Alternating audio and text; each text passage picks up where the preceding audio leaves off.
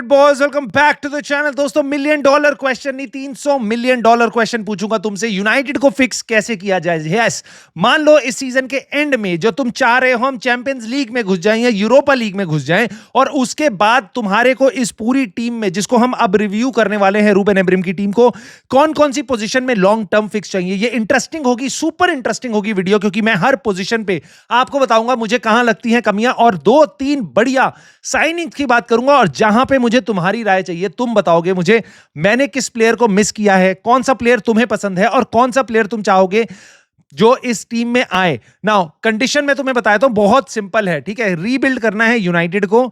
मान लेते हैं अगले साल हम चैंपियंस लीग में है, तो अगले सीजन हमें प्रीमियर लीग के 38 मैच खेलने हैं, चैंपियंस लीग में खेलना है। मान लो हम लास्ट स्टेजेस तक जा रहे हैं, क्वार्टर फाइनल तक जा रहे हैं, लेट अस से, ठीक है, रियलिस्टिक रहते हैं।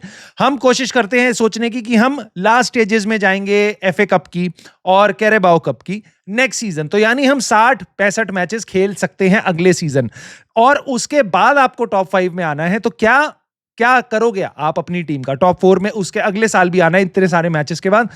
इस टीम में क्या क्या चीजें आप सुधारोगे। तो मैं गोलकीपर से स्टार्ट करता हूं, और स्टार्ट करने से पहले आपको यह बताता हूं, यहां पे हमें सानी लामन से, और इसके साथ एक क्वेश्चन है, क्या ये उतना अच्छा है जितना पहले 5-6 गेम में दिखाई दिया है, या प्रोबेबली ये एक फ्लूक था। मे बी ये शुरुआत उसकी अच्छी थी, बट ये उस लेवल का कीपर अभी नहीं है, और आने वाले टाइम में हमें कुछ धोखा मिल सकता है।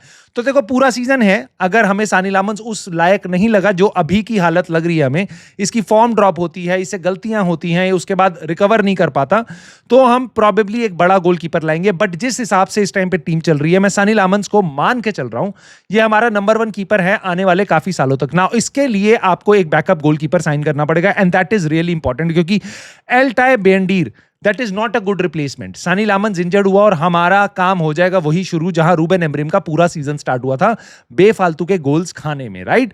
तो मैं चाहूंगा बैकअप गोलकीपर, प्रोबेबली हम बहुत ज्यादा स्पेंड ना करें, मे बी हम अपना लोन पे जो भेजा हुआ प्लेयर है वीटेक, उसको वापस ले आएं, या कोई एक और चीप साइनिंग हम कर लें जो एक इंटरेस्टिंग प्रोफाइल का प्लेयर हो, जो डेवलप हो सकता है सानी लामन के अंडर। नाउ डिफेंस पे अगर आप बढ़ोगे तो कहानी बहुत इंटरेस्टिंग हो जाती है, क्योंकि लॉन्ग टर्म में आप चाहोगे आपके पास डीलिट रहे, आप चाहोगे आपके पास लेनियोरो रहे, मेज्रोई रहे, ल्यूक शॉ रहेगा ही रहेगा, क्योंकि उसको आप बेच नहीं पाओगे, और लीचा आपके पास है ही।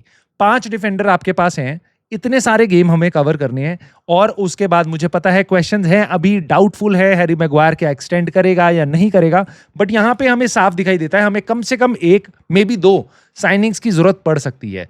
तो कुछ ऑप्शंस जो मेरे दिमाग में है, मैं आपसे शेयर करना चाहता था। एक सेंटर बैक पोजीशन या लेफ्ट सेंटर बैक पोजीशन पे आप खिला सकते हो स्लॉटरबैक को। निको स्लॉटरबैक 26 साल का बोरुसिया डॉर्टमुंड का प्लेयर है, और 35 मिलियन तक में ये एक्सपेक्टेड है कि आ जाना चाहिए, और इसका लास्ट ईयर बचा है कॉन्ट्रैक्ट का, तो डॉर्टमुंड उसको 35 मिलियन में बेच सकती है आराम से। नाउ बार्सिलोना, लिवरपूल जैसे क्लब्स भी इसके साथ इंटरेस्टेड है। बार्सिलोना के साथ काफी स्ट्रॉन्ग लिंक्स आ रहे हैं, बट हमेशा की तरह भाई बार्सिलोना का भरोसा नहीं, कहीं प्लेयर रजिस्टर ही ना कर पाए।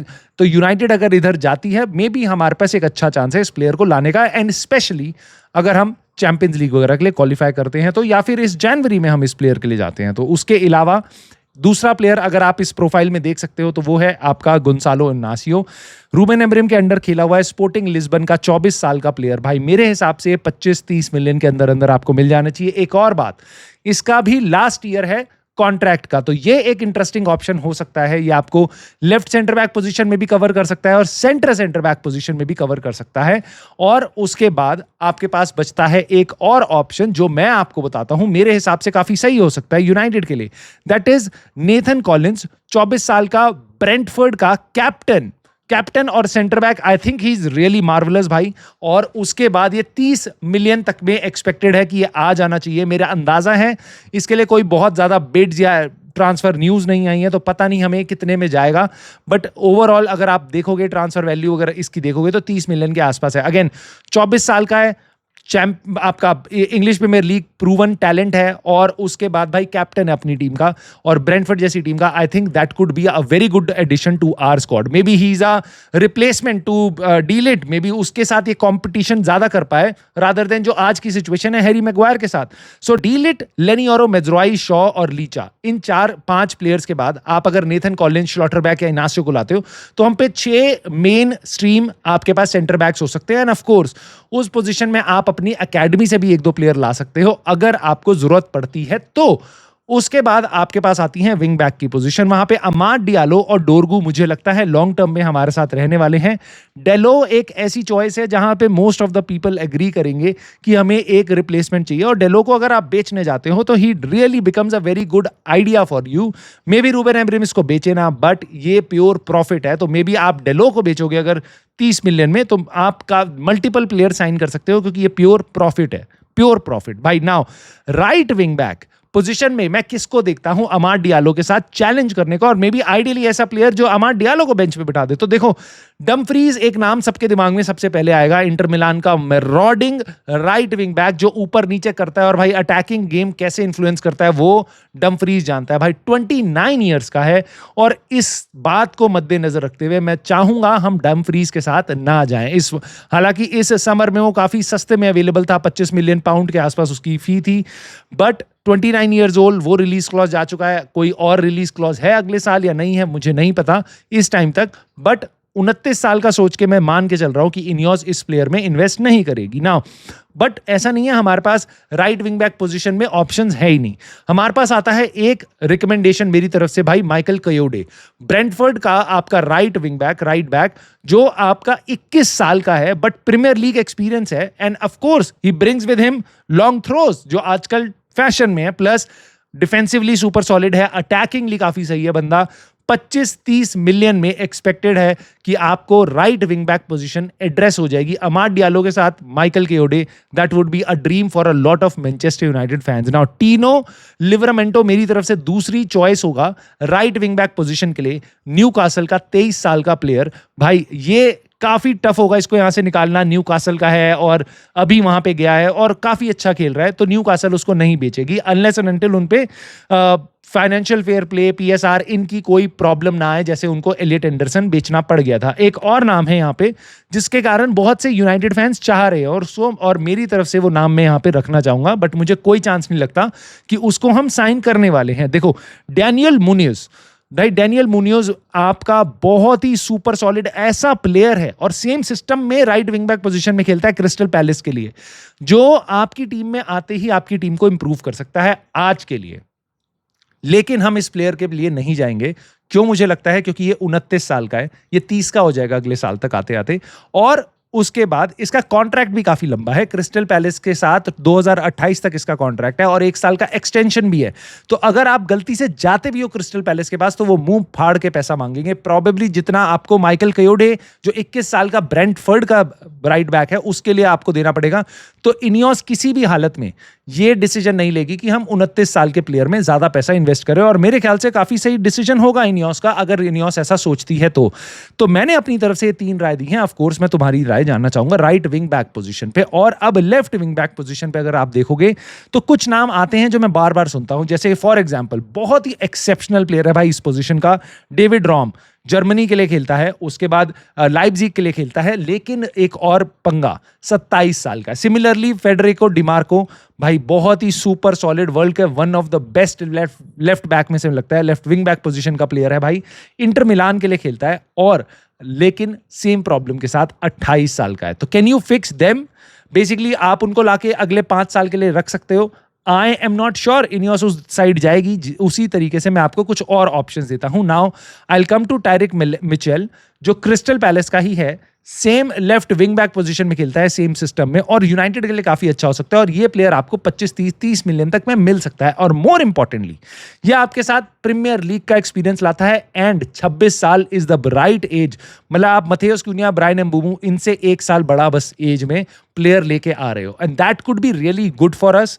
और बेसिकली इंग्लिश है तो हमारे को काफी सारे बॉक्सेस यहाँ पे टिक होते हैं, और इसके अंडर आप एक्चुअल में डोरगू को डेवलप करा सकते हो, जितना भी उसको टाइम चाहिए आप उसको दे सकते हो। मैं आपसे जानना चाहूंगा लेफ्ट विंग बैक पोजीशन में और कौन सा ऐसा प्लेयर है जो आपको लगता है हमारी टीम को इंप्रूव कर सकता है हेयर एंड नाउ में। नाउ मिडफील्ड एक ऐसी प्रॉब्लम है यूनाइटेड की जो बहुत ही ज्यादा कठिन है, और वहां पे आपको नहीं पता ब्रूनो फर्नांडिस और कैसेमीरो का फ्यूचर क्या है। आजकल क्वेश्चंस उगारते और कोबी मेनू पे भी आ रहे हैं, बट मैं मान के चलता हूं हमारे पास मेनू है, हमारे पास उगारते हैं, और हमने कैसेमीरो का कॉन्ट्रैक्ट एक्सटेंड नहीं किया और ब्रूनो फर्नांडिस को हमने बेच दिया, क्योंकि इतना सारा पैसा इकट्ठा करने के लिए आपको प्लेयर बेचना पड़ेगा और pure profit again is Bruno Fernandes.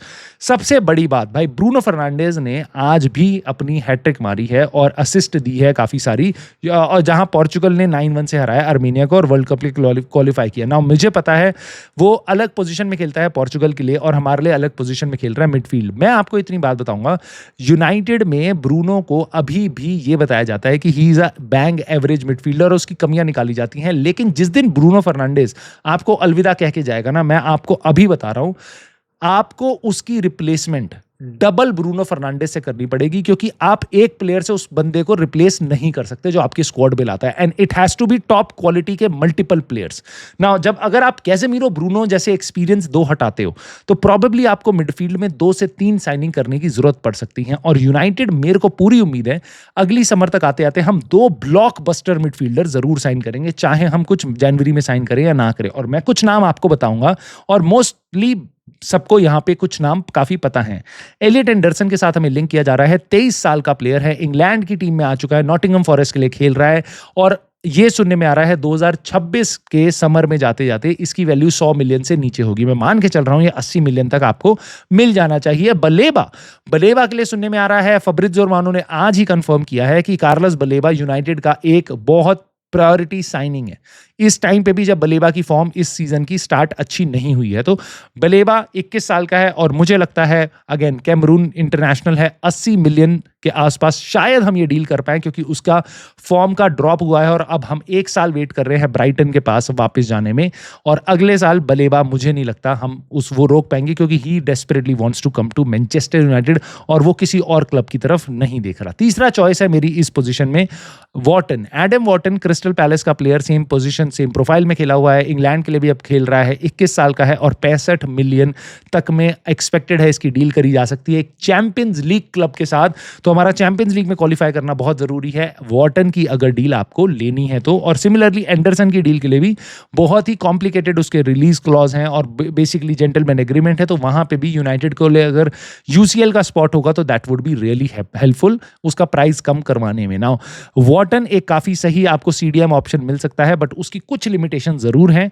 स्टिलर, Angelo स्टिलर, Stuttgart का 24 साल का मॉडर्न टोनी क्रूज, वो है एक प्लेयर, अगर आप उसको लाते हो आपको उसके साथ एक डिफेंसिव मॉन्स्टर चाहिए, बट गेम प्लेइंग एबिलिटी स्टिलर की काफी ज्यादा है। प्रॉबेबली इन प्लेयर्स में सबसे वन ऑफ द बेस्ट आपको अटैक माइंडेड प्लेयर यहां पे अगर आपको एंजेलो स्टिलर ही दिखेगा, जो बहुत ही सही तरीके से टेम्पो डिक्टेट कर सकता है। बट सबसे बड़ा क्वेश्चन स्टिलर के साथ ये है कितने में वो आएगा, क्योंकि उसके रिलीज क्लॉज का पंगा चल रहा है और स्टुटगार्ट वो 2 मिलियन देके रिलीज क्लॉज उसका हटा सकती है, उसके बाद शायद वो 40 से बढ़ के 45 मिलियन में उसको बेच सकती है, तो वो रीचेबल है। 24 साल के प्लेयर के लिए 45 million is not too big money. और उसके अलावा सबसे बड़ा क्वेश्चन, क्या एंजेलो स्टिलर अपनी फॉर्म, अपनी शार्पनेस, सब कुछ वो रेप्लिकेट कर सकता है प्रीमियर लीग में, जहां हमने देखा है बुंडेसलीगा के काफी सारे प्लेयर्स फेल होते हैं जब वो इंग्लिश प्रीमियर लीग में आते हैं। एक प्लेयर जो इंग्लिश प्रीमियर लीग से गया है ला लीगा में और अब वापस आ सकता है मे बी जनवरी में यूनाइटेड पे, वो है कॉनर गैलेगर, 25 साल का प्लेयर है, इंग्लैंड इंटरनेशनल हो सकता है अगर उसको अब चांसेस मिले तो। अभी एटलेटिको मैड्रिड के लिए खेल रहा है, चेल्सी के लिए खेला है मिडफील्ड में, मेरे को बहुत सही लगता था। उससे पहले क्रिस्टल पैलेस लोन पे गया था, वहां पे उनका one of the star player हुआ करता था। 25 साल की एज है इसकी अभी भी, ऐसा लगता नहीं है, ऐसा लगता है कि काफी सालों से खेल रहा है, और 40 मिलियन के आसपास इसकी परमानेंट ट्रांसफर की डील करी जा सकती है। तो ये भी एक बहुत सही ऑप्शन हो सकता है आपका हमारी मिडफील्ड के लिए, और ये बेंच पे भी रहेगा तो उसको कोई बहुत ज्यादा नखरे वाली इशू नहीं होगा आपको। जोआ गोमेज के साथ यूनाइटेड को लिंक किया जा रहा है, लग रहा है वुल्व्स रेलीगेट हो सकती है सीजन, जिसके कारण इसका प्राइस और कम हो जाएगा। इस टाइम पे अगर आप जाओगे 25-30 मिलियन में इस प्लेयर को ला सकते हो, और 24 साल का ये प्लेयर है, अगेन ब्राजीलियन है और काफी सही डिफेंसिव कॉन्ट्रीब्यूशन है। क्वेश्चन जरूर है कि क्या ये इंपैक्ट कर पाएगा यूनाइटेड का गेम गोइंग फॉरवर्ड, क्या उगारते वाले इश्यूज जोआओ गोमेज के साथ हमें वापस नहीं देखने को मिलेंगे, कि कोई लिमिटेशन है on the ball. Now Alex Scott उस लिमिटेशन को हटाता है, 22 साल का बोर्नमथ का प्लेयर, और ये 7वां प्लेयर है जो मैं आपको मिडफील्ड साइनिंग दूंगा, और मेरी तरफ से लास्ट बोर्नमथ का है, 45 मिलियन के आसपास कहा जा रहा है इसकी डील करी जा सकती है बोर्नमथ के साथ समर में, वो भी विंटर में इसको लाने का कोई चांस नहीं है। तो ये एक और प्लेयर है। नाउ मुझे ऐसा लगता है यहां पे हमें कम से कम 2 मे बी 3 साइनिंग करनी पड़े, डिपेंडिंग अपॉन ब्रूनो फर्नांडिस रहता है, कैज़ेमीरो रहता है, वो दोनों जा रहे हैं, और उगाते मेनू का क्या कॉम्बिनेशन रहता है। हमें कम से कम 4, मे बी हमें 5वां भी मिडफील्डर यहाँ पे चाहिए होगा। क्लियर, मिनिमम 2 प्लेयर यहाँ से चाहिए। वो कौन से 2 प्लेयर होंगे जिनको आप चाहोगे? और तीसरा प्लेयर आपको कोई ऐसा यहाँ पे लगता है जो मैंने इस लिस्ट में कंसिडर नहीं किया, बट आप चाहोगे मिडफील्ड में यूनाइटेड उसको नेक्स्ट समर में कंसिडर करे। नंबर 10 पोजीशन भाई बहुत क्रूशल है। यूनाइटेड ने अभी इतना पैसा वहां पे लगाया, 120 मिलियन पाउंड से ज्यादा। मथेउस क्यूनिया, ब्रायन एम्बूमो, वो दोनों स्टार्टर हैं यूनाइटेड के लिए, और मुझे लगता है हम उस पोजीशन में कम से कम अच्छे से स्ट्रॉन्ग हैं। हम पे बैकअप के लिए मेसन माउंट है, और एक और बैकअप है हमारे पास, ज़र्क्ज़ी। प्रॉबेबली वो अभी लोन पे जाएगा, इन केस उसका परमानेंट ट्रांसफर होता है तो उसके बाद हमें एक नंबर 10 पोजीशन के लिए एक और प्लेयर चाहिए। आप ऑफ कोर्स ब्रूनो को वहां पे नहीं लगा सकते, क्योंकि अगर आप ब्रूनो को उस पोजीशन में खिलाते हो तो then what are you doing with Matheus Cunha या ब्रायन एम्बूमो, क्योंकि उन दोनों में से कोई भी प्लेयर ब्रूनो को नंबर 10 पोजीशन से नहीं हिला सकता। मुझे पता है नए साइनिंग्स और हमारे दिल के चहेते बनते जा रहे हैं, बट भाई ब्रूनो को कोई टीम से नहीं हटा सकता, नंबर 10 पोजीशन में तो खासकर। तो वो प्लेयर ब्रूनो अगर रहेगा टीम में अगले सीजन तो कूनिया एम्बूमो ही नंबर 10 पोजीशन पे खेलेंगे, ब्रूनो मिड में ही रहेगा। इन केस किसी के मन में ये डाउट आ रहा हो कि नंबर 10 पोजीशन में हम ब्रूनो को खिला लें, मुझे नहीं लगता रूबेन एमोरिम ऐसा करेगा। नाउ रह जाता है सवाल कि आप नंबर 10 पोजीशन में किसको लाओगे। तो पहली चीज, आपको कोई लाने की जरूरत नहीं है। अगर ज़र्क्ज़ी टीम में रहता है और उसका गेम इंप्रूव होता है तो वो फाइट कर सकता है एम्बूमो के साथ उस पोजीशन के लिए। अगर नहीं, अगर ज़र्क्ज़ी जाता है परमानेंट ट्रांसफर पे बाहर, तो आपको उसकी रिप्लेसमेंट के लिए एक साइनिंग करनी होगी, जिसके लिए मैं आप पे छोड़ूंगा, आप कमेंट पे मुझे करके बता सकते हो। और स्ट्राइकर की चॉइस फाइनली हमारे पे ऑलरेडी बेंजामिन सेस्को है, बट हमारे पास उसका कोई बैकअप नहीं है। Zero backup, there is no backup, and please do not say Chido Obi Martin. When he will be ready हम उसको तब कंसिडर करेंगे। राइट नाउ वो फर्स्ट टीम में सेस्को को चैलेंज नहीं कर सकता, तो वी नीड अ स्ट्राइकर जो सेस्को को चैलेंज करे, सेस्को से बेस्ट निकलवाए, और उसके लिए मैं 2-3 नाम यहां पे जरूर लेके आता हूं। पहला नाम लेवेंडोव्स्की है, जो प्रॉबेबली सेस्को को बेंच पे ले जाएगा और खुद एक फ्री एजेंट के नाम पे आ सकता है यूनाइटेड में, क्योंकि 2026 में उसका कॉन्ट्रैक्ट खत्म हो रहा है बार्सिलोना के साथ। नाउ लेवेंडोव्स्की एक इंटरेस्टिंग नाम है, क्योंकि यहां पे बहुत लोगों की आईब्रोज खड़ी हो जाएंगी उसकी एज को देख के भाई, but he is prime gold. But क्या वो इस टाइम पे, इस एज में, 1 साल का और बीत जाने के बाद वो इंग्लिश प्रीमियर लीग में अडेप्ट कर सकता है? ये बहुत बड़ा सवाल जरूर है। सो यहां पे बहुत ही बड़े क्वेश्चंस होंगे, प्लस लेवेंडोव्स्की की सैलरी काफी ज्यादा होगी, but that should not be a problem, क्योंकि वो अगेन एक फ्री साइनिंग है। नाउ एटा यंग को यूनाइटेड देख रही है, और इसके साथ हमें काफी बार लिंक किया गया है।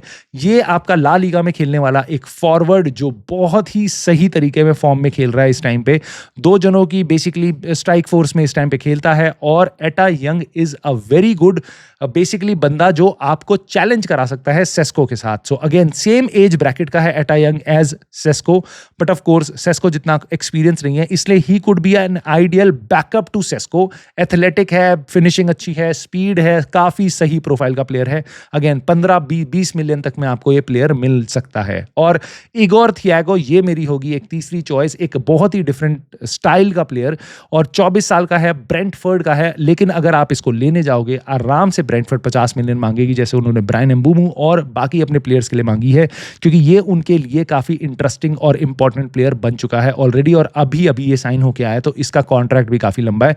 You just can not bully Brentford here. तो अगर हम इसके लिए जाते हैं तो प्रॉबेबली हमें 50 मिलियन खर्च करने पड़ेंगे। सो ये थे मेरे कुछ ऑप्शंस, और मैं यहां पे जानना चाहूंगा कितनी आपको लगता है, मेरी बातों में ऐसा लगता है कि शायद हमें इन्हीं प्लेयर्स की जरूरत है, और कितना खर्चा आपको लगता है यहाँ पे, क्योंकि अगर मैं देखूं इन्हीं कॉम्बिनेशंस को हम ऐड करें, probably we are thinking about 300 million.